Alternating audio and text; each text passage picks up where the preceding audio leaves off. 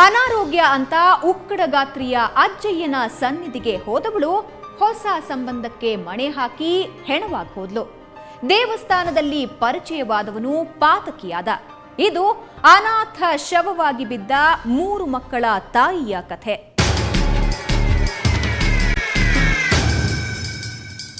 ಈ ಮುದುಕನಿಗಾದ್ರೂ ಅದೇನ್ ಚಪಲ ಅಂತೀರ? ಉಕ್ಕಡಗಾತ್ರಿಗೆ ದೇವರ ದರ್ಶನ ಮಾಡೋದಕ್ಕೆ ಅಂತ ಹೋದವನು ಹೆಂಗಸೊಬ್ಬಳ ದರ್ಶನ ಮಾಡ್ಕೊಂಡ್ಬಂದಿದ್ದ. ಆಕೆ ಗಂಡನ್ನ ಬಿಟ್ಟು 3 ಮಕ್ಕಳ ಜವಾಬ್ದಾರಿ ಹೊತ್ಕೊಂಡು ಬದುಕ್ತಾ ಇರೋ ಹೆಣ್ಣು. ಹೆಸರು ಕಲಾವತಿ. ಈ ಹುಡುಗಿ ಎಲ್ಲಾ ಬಿಟ್ಟು ಹೇಮರೆಡ್ಡಿ ಅನ್ನೋ ಈ ಜಿರಳೆ ಮುಖಕ್ಕೆ ಹೇಗ್ ಬಿತ್ತೋ ಅಜ್ಜಯ್ಯನೇ ಬಲ್ಲ. ಕಳೆದ 6 ತಿಂಗಳಿಂದ ಇವ ಕರೆದಾಗ್ಲೆಲ್ಲ ಹೊಟ್ಟೆ ನೋವಿಗೆ ಔಷಧಿ ತಗೊಂಡೋಗೋ ನೆಪದಲ್ಲಿ ಮೀಟ್ ಮಾಡ್ಕೊಂಡು ಹೋಗ್ತಾ ಇದ್ದ ಕಲಾವತಿಗೆ ಮೊನ್ನೆ ಇವನಿಂದ ಏನಾದ್ರೂ ವಸೂಲಿ ಮಾಡಬೇಕು ಅನ್ಸಿದೆ. ಒಂದಿಷ್ಟು ಹಣ, ಒಂದು ಮೊಬೈಲ್ ತಕೊಡು ಅಂತ ಕೇಳಿದ್ದಾಳೆ. ಆತ ಒಪ್ಪದಿದ್ದಾಗ ನಿನ್ನ ಮಡವಿಗೆ ಈ ಅನೈತಿಕ ಸಂಬಂಧದ ಬಗ್ಗೆ ಹೇಳ್ತೀನಿ ಅಂತ ಹೆದರಿಸಿದ್ದಾಳೆ. ಹಾಗಂತ ಅವನು ಹೆದರಿ ಹೇಳಿದ್ದನ್ನ ತಕ್ಕೊಟ್ಟಿಲ್ಲ. ಅಷ್ಟಕ್ಕೂ ಆ ಮುದುಕನಿಗೆ ಅವಳೊಬ್ಬಳನ್ನ ಮೇಂಟೈನ್ ಮಾಡಿದ್ರೆ ಮುಗಿಲಿಲ್ಲ. ಸಿಕ್ಕವರನ್ನೆಲ್ಲ ಫೋನ್ ಮಾಡಿ ಪಟಾಯಿಸ್ಕೊಳ್ಳೋ ಚಾಳಿ ಇರೋ ಮೂತಿ ಇದು ಅನ್ನೋದು ಗೊತ್ತಾಗಿರೋದು ದುರ್ಗದ ಪೊಲೀಸರಿಗೆ. ಮೊಬೈಲಲ್ಲಿ ಸ್ನೇಹ ಆಗಿದೆ. ಇವ್ರಿಗೆ ಏನು ಅಭ್ಯಾಸ ಅಂದರೆ ಆ ಹೆಣ್ಮಕ್ಳಿಗೆ ಸ್ವಲ್ಪ ಇದರದ್ದು ಅಭ್ಯಾಸ ಇದೆ. ಈತನಿಗೆ ಮೊಬೈಲ್ಗಳಿಗೆ ಫೋನ್ ಮಾಡೋದು, ಯಾರು ಕಾಂಟ್ಯಾಕ್ಟು ಇನ್ನೊಂದು ಆಯಿತು ಅಂತಂದರೆ ಅದನ್ನು ಅವ್ರ ಜೊತೆಯಲ್ಲಿ ಸಂಬಂಧ ಬೆಳೆಸ್ತಕ್ಕಂಥ ಇದು ಇದೆ. ಇಂಥ ಮನುಷ್ಯನ ಬೆನ್ನಿಗೆ ಬಿದ್ದ ಬುದ್ಧಿಗೇಡಿ ಹುಡುಗಿ ಕಲಾವತಿಯಿಂದ ಮಾತಲ್ಲಿ ತಪ್ಪಿಸಿಕೊಳ್ಳೋದಕ್ಕಾಗದೆ ಈ ಸಮಸ್ಯೆಯನ್ನ ಹೇಗೆ ಬಗೆಹರಿಸಿಕೊಳ್ಳೋದು ಅಂತ ಅಂಜನಾ ಕೇಳೋದಕ್ಕೆ ಹೋಗಿದ್ದ ಈ ಗಡವ. ಅಲ್ಲಿ ಸಿಕ್ಕಿದ್ದು ಈ ಗೊರಿಲಾ ಬೀರಪ್ಪ. ಇವನ ಮುಖಾನೇ ಅಂಜನಾ ಹಾಕಿದಂಗಿದೆ.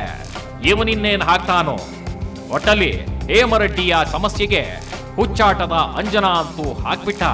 ಅದರ ಪ್ರಕಾರ ಈ ಕಲಾವತಿಯನ್ನ ಈ ಬೀರಪ್ಪ ಅನುಭವಿಸಬೇಕು ಅಂತ ಬಂತ ಗೊತ್ತಿಲ್ಲ.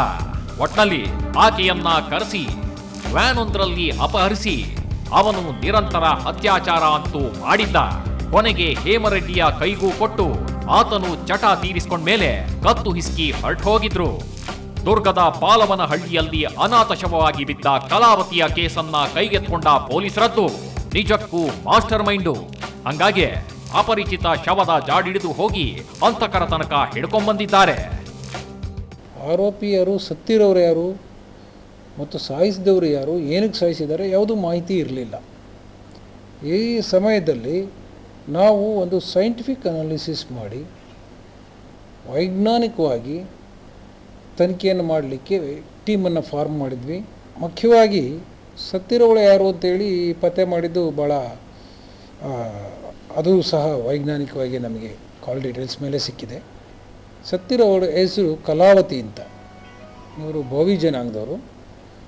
ಅವಳನ್ನು ಕರ್ಕೊಂಬಂದು ಅವಳನ್ನು ಮುಂಚೆಯಿಂದ 4-5 ಬಾರಿ ಆರೋಪಿ ಒಂದು ಹೇಮರೆಡ್ಡಿ ಅವಳ ಜೊತೆಯಲ್ಲಿ ಅನೈತಿಕ ಸಂಬಂಧವನ್ನು ಹೊಂದಿದ್ದ. ಅವನು ಸಹ ಮದುವೆಯಾಗಿದ್ದವನು ಮತ್ತು ಬೀರಪ್ಪ ಸಹ ಅವನಿಗೆ ಸಪೋರ್ಟ್ ಮಾಡ್ತಾ ಇದ್ದ ಪ್ರತಿಯೊಂದು ಇದರಲ್ಲಿ. ಅವನನ್ನು ಸಹ ಇಬ್ಬರನ್ನು ದಸ್ತಗಿರಿ ಮಾಡಿ ನಾವು ಇಂಟ್ರಾಗೇಷನ್ ಮಾಡಿದಾಗ ಅವರು ತಪ್ಪು ಒಪ್ಪಿಕೊಂಡಿದ್ದಾರೆ. ಆದ್ರೆ ಈ ಇಡೀ ಕಥೆಯನ್ನ ಕಲಾವತಿಯ ಹೆತ್ತವರು ಒಪ್ಪಲ್ಲ. ಆಕೆ ಹೊಟ್ಟೆ ನೋವಿಗೆ ಔಷಧಿ ತಗೊಳ್ಳೋದಕ್ಕೆ ಅಂತ ಹೋಗ್ತಿದ್ಲು. ಆಕೆಗೆ ಮೆಡಿಸನ್ ಕೊಡ್ತೀವಿ ಅಂತ ಕರೆಸಿ ಹೀಗೆ ಮೋಸ ಮಾಡಿರೋದು ಅಂತಾರೆ. ಹೊಟ್ಟೆ ನೋವು ಬತ್ತತ್ತ ಕಣವ ಅಂತ ನಾನು ಕೊಟ್ಟು ಹೇಳಾಳು. ಅವ್ರು ಯಾರು ಪಂಡಿತರು ಏನು ಮಾಡಿದ್ರು ಎಂಬುದು ನಮಗೆ ಗೊತ್ತಿಲ್ಲ ಸರ್. ನಿಮ್ಗೆ ಔಷಧಿ ಕೊಡ್ತೀವಿ ಅಂತ ಏನು ಯಾವ ಥರ ನನ್ನ ಮಗಳು ಕೊಲೆ ಮಾಡಿ ತಂದು ಬಿಸಾಕಿರೋ ನಮಗೆ ಗೊತ್ತಿಲ್ಲ ಸರ್. ಈಗ ಅದೇನಾದ್ರೂ ಕಲಾವತಿಯಂತೂ ವಾಪಸ್ ಬರಲ್ಲ. ಆಕೆಯ 3 ಮಕ್ಕಳ ಜವಾಬ್ದಾರಿ ಹೊತ್ತಿಕೊಳ್ಳೋ ಸ್ಥಿತಿಯಲ್ಲಿ ಹೆತ್ತವರಿಲ್ಲ.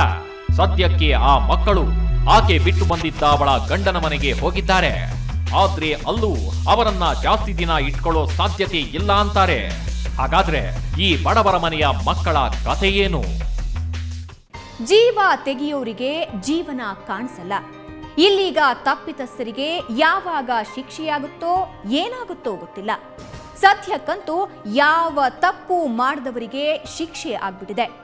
ಅವರ ನೋವಿನ ಮುಂದೆ ಈ ಪಾಪಿಗಳಿಗೆ ಪ್ರಾಣ ಹಿಡ್ಕೊಂಡು ಕೂರೋದಕ್ಕೂ ಬಿಡೋದು ತಪ್ಪೆ. ಹೀಗಂತ ಹೇಳ್ತಾ ಇವತ್ತಿನ ಎಪಿಸೋಡ್ನ ಮುಗಿಸ್ತಾ ಇದ್ದೀವಿ.